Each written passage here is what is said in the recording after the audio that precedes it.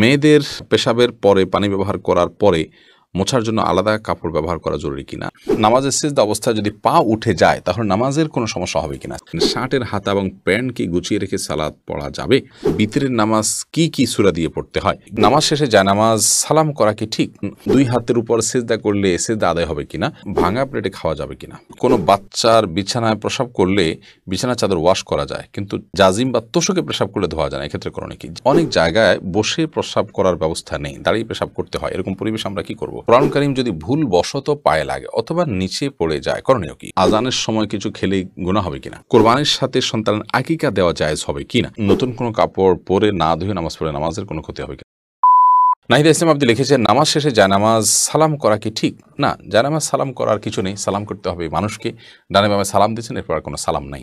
এরপরে কোনো কারোর সাথে আপনার হঠাৎ সাক্ষাৎ হয়েছে, সেই জায়গা থেকে আপনি সালাম দিতে পারেন, কিন্তু জায়নামাজকে সালাম দেওয়া এটি কোরআন সুন্নাহর কোনো নির্দেশনা নয়। এটি যদি সালাতের অংশ মনে করে কেউ, সালাত পরবর্তী করণীয় মনে করেন কেউ শরিয়া দৃষ্টিকোণ থেকে, ইসলামের দৃষ্টিকোণ থেকে, তাহলে সেটি বরং বিদআতে পর্যবেসিত হবে। ইসলামের নামে মন গড়া কোনো কিছু করলে সওয়াব হয় না, বরং আরও বিপরীতে গুনাহ হয়। শেখ রোকনুজ্জামান লিখেছেন অনেক জায়গায় বসে প্রস্রাব করার ব্যবস্থা নেই, দাঁড়িয়ে পেশাব করতে হয়, এরকম পরিবেশ আমরা কি করব।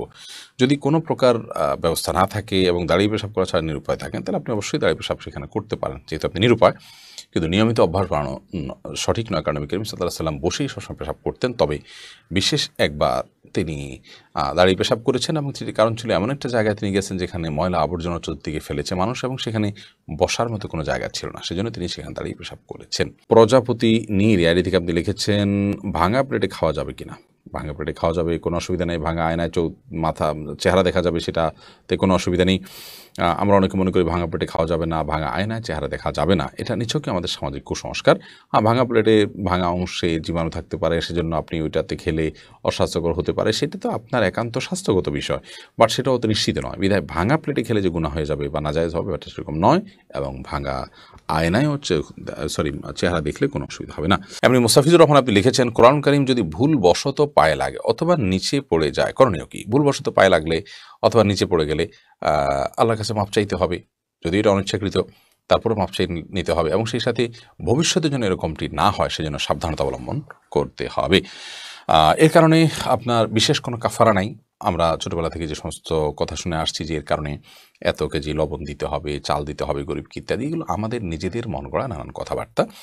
মূলত যদি পড়ে যায় ইচ্ছাকৃত নয় বরং ভুলে পড়ে গেছে, তাহলে সেক্ষেত্রে সেটার কারণে আপনার বিশেষ কোনো করণীয় নাই, সামনে থেকে সাবধানতা অবলম্বন করতে হবে এবং যেটি হয়ে গেছে আল্লাহর কোরআনের প্রতি অনিচ্ছাকৃত, তার জন্য আল্লাহর কাছে মাপ চাইতে হবে।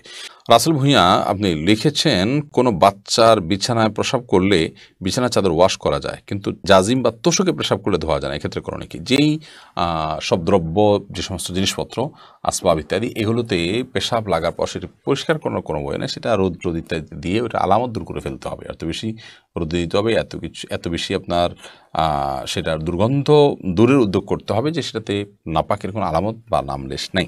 তো এর মাধ্যমে সেটি পাক হয়ে যাবে। বিশেষ করে ফ্লোর, ওয়াল, গাছ, এই টাইপের অনেক কিছুই আছে যেগুলোকে ওইভাবে আসলে ধোয়া সম্ভব হয় না। তো সেগুলোতে নাপাকের আলামত যেটি আছে সেটি দূর হয়ে গেলেই সেটি ব্যবহার করা যাবে। লায়লা নূর কদর এআইডি থেকে লিখেছেন স্বামী সিগারেট খেলে ওয়াইফের করণীয় কি। ওয়াইফ তাকে বোঝাবেন যথাসম্ভব, নিজে না পারলে অন্য কাউকে দিয়ে বোঝাবেন, আল্লাহর কাছে দোয়া করবেন, তারপর তিনি যদি ফিরে না আসেন একান্ত তার গুনাহ হবে, ওয়াইফ অন্তত দায় মুক্ত হলেন। জুলেখা খাতুন আপনি লিখেছেন নতুন কোনো কাপড় পরে না ধুয়ে নামাজ পড়ে নামাজের কোনো ক্ষতি হবে কিনা। নতুন কোনো কাপড় পরলে সেটা ধুয়েই পড়তে হবে এমন কোনো বাধ্যবাধকতা নেই, কারণ নতুন কাপড় মানেই যে সেটা নাপাক, সেটাতে অপবিত্রতা আছে এমনটি তো নিশ্চিত নন আপনি, তাহলে এটি ধোয়াটা বাধ্যতামূলক কেন হতে যাবে।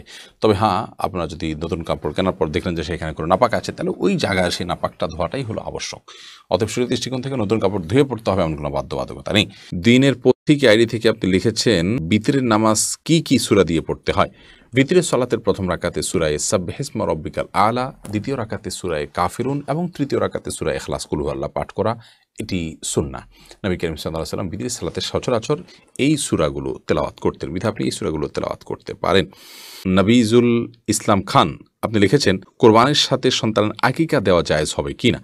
কোরবানির সাথে আকিকা না দিয়ে আকিকা আলাদা দিবেন, কোরবানি আলাদা দিবেন, এটাই নিরাপদ। এবং নবী করিম সাল্লাল্লাহু আলাইহি ওয়াসাল্লাম আপনার আকিকার জন্য যে মাসনুন ওয়াক্ত নির্ধারণ করেছেন সপ্তম দিন, কোরবানির জন্য সেটার জন্য অপেক্ষা কেন করবেন? যদি কারো সপ্তম দিনটা কোরবানির দিন হয় এবং সেই দিনে গরুতে তিনি কোরবানির আগে একসাথে দেন, হানাফি মাযহাব অনুযায়ী হয়ে যাবে। বাট অন্যান্য ওলামায়ে কেরাম অনেকে নিষেধ করেছেন। নিরাপদ মত হলো এগুলোকে আলাদা আলাদা করে দেওয়া।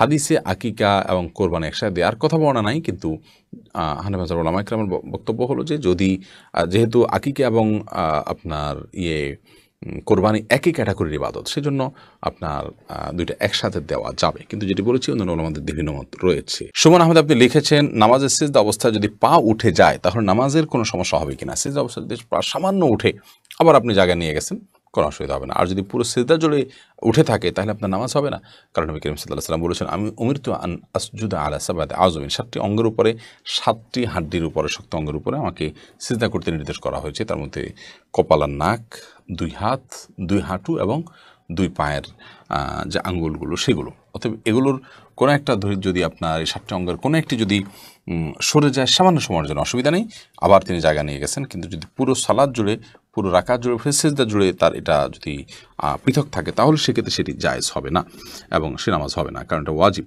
এই 7টা অঙ্গের উপরে সিজদা করা। আবু সাইদ আবদুল্লাহ আপনি লিখেছেন, শার্টের হাতা এবং প্যান্ট কি গুছিয়ে রেখে সালাত পড়া যাবে? শার্টের হাতা এবং প্যান্ট গুছিয়ে সালাত আদায় করা মাকরুহ, নবী করিম সাল্লাল্লাহু আলাইহি ওয়াসাল্লাম নিষেধ করেছেন এটি, এই জন্য এটা ছেড়ে সালাত আদায় করতে হবে। তবে হ্যাঁ, প্যান্টের বিষয়টা হলো সেটা যদি কেউ টাকনুন নিচে পড়ে যায় সেটা থেকে বাঁচার জন্য গোছান, তাই সেটা জায়েজ আছে, কিন্তু সেটা সলাতে শুধু নয় বরং সবসময় এরকম রাখতে হবে। এইচ.এম. হাসান লিখেছেন, 2 হাতের উপর সিজদা করলে সিজদা আদায় হবে কিনা? সিজদা করবেন আপনি জমিনে, হাতের উপরে সিজদা করবেন না। যদি কোনো কারণে হাতের উপরে কেউ সিজদা করেন, হয়তো জমিন তার জন্য উপযোগী না বা জমিনে করার কোনো ব্যবস্থা নেই, আদায় হয়ে যাবে তার সালাত। রাইসানি আপনি লিখেছেন, আজানের সময় কিছু খেলে গুনাহ হবে কিনা? আজানের সময় কোনো কিছু খেলে কোনো গুনাহ হবে না। আমরা অনেকে মনে করি আজানের সময় কিছু খাওয়া বা পান করা যাবে না, এটা করা যাবে না, ওটা করা যাবে না। আপনি যে কোনো কাজ করতে পারেন, টয়লেটে থাকলে আপনি টয়লেটে কাজও সারতে পারেন। তবে আপনি যখন টয়লেটে নাই, পবিত্র জায়গায় আছেন বা স্বাভাবিক অবস্থা আছেন, তখন আপনি আজান শুনলে আজানের জবাব দেওয়ার চেষ্টা করবেন। এটা হলো মূল কথা। খেতে গেলে খাওয়ার ফাঁকে ফাঁকে আপনি আজানের জবাব দেওয়ার চেষ্টা করবেন, কিন্তু আজান হলে কিছু খেতে পারবেন না এমন কোনো কথা নেই। এখানে বিষয় হলো জবাব দেওয়ার চেষ্টা করবেন যদি আপনি পবিত্র জায়গায় থাকেন। বিলকিস বেগম আপনি লিখেছেন, মেয়েদের পেশাবের পরে পানি ব্যবহার করার পরে মোছার জন্য আলাদা কাপড় ব্যবহার করা জরুরি কিনা? না, আলাদা কাপড় ব্যবহার করা জরুরি না। পানি ব্যবহার করার পরে যদি নাপাক দূর হয়ে গেছে মনে হয় তাহলে সেটি যথেষ্ট, আলাদা করে কাপড় ব্যবহার করার প্রয়োজন নেই। ফয়সাল আহমেদ আপনি লিখেছেন, টিকটিকি দেখলে কি মারতেই হবে? প্রয়োজনে কি খুঁজে খুঁজে মারতে হবে? বিষয়টা নিয়ে খুব দ্বিধাদ্বন্দ্বে আছি, জানাবেন প্লিজ। না, খুঁজেই আপনাকে মারতে হবে এমন কিছু এমন কোনো বাধ্যবাধকতা নেই, বরং আপনার চোখে পড়েছে, উপদ্রব করে, আপনি মারবেন। কিন্তু এটার জন্য আপনি খুঁজে বেড়াবেন, এটার পিছে ঘুরে বেড়াবেন, আপনার অনুসন্ধান করে বেড়াবেন, এই কথা হাদিসে বলা হয়নি।